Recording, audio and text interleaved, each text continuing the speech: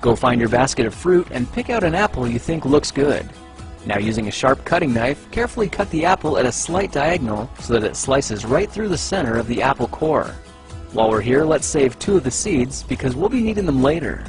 Now that we've got our 2 halves, let's take the side that still has the bottom attached and place it face down on a cutting board. We'll need to place 2 butter knives perpendicular with the top and bottom of the apple.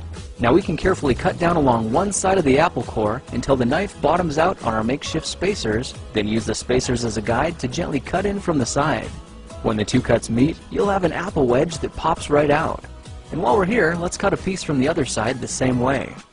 Now our goal with these is to cut out 3 more L-shaped wedges about 1/4 inch thick. And this time, rather than cutting in sideways toward your fingers, try turning the piece over so you can cut downward and meet the first cut at the bottom.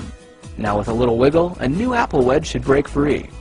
If you repeat the process 2 more times, then stagger the pieces back together, the effect is a beautifully layered wing.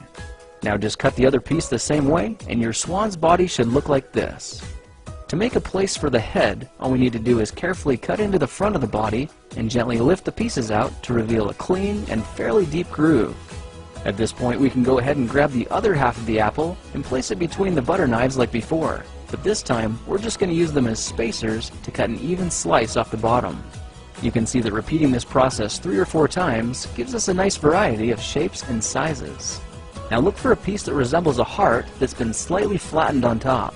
All it takes to form the swan head is 3 strategic cuts with a knife. I made 1 angled cut to form the head, a horizontal cut to form the neck, and 1 slanted cut at the bottom for the base. Now you should be able to see how this is coming together, and to clean it up a bit, just use your knife to round off the sharp edges. All that's left now is to place the apple seeds where you think the eyes should go, then use the side of a butter knife to press them firmly into position. When both eyes look good, simply drop the neck into place, and you're done. You've just created a beautiful and decorative apple swan. I spritzed mine with a bit of lemon juice to help prevent it from turning brown, then put it on display to show off for our dinner guests later that night. If you try using different apples, you'll get a nice contrast of colors, and every bird will look a little bit different. Well, now you know how to take any ordinary apple and turn it into a decorative and edible apple swan. If you like this project, perhaps you'll like some of my others. Check them out at thekingofrandom.com.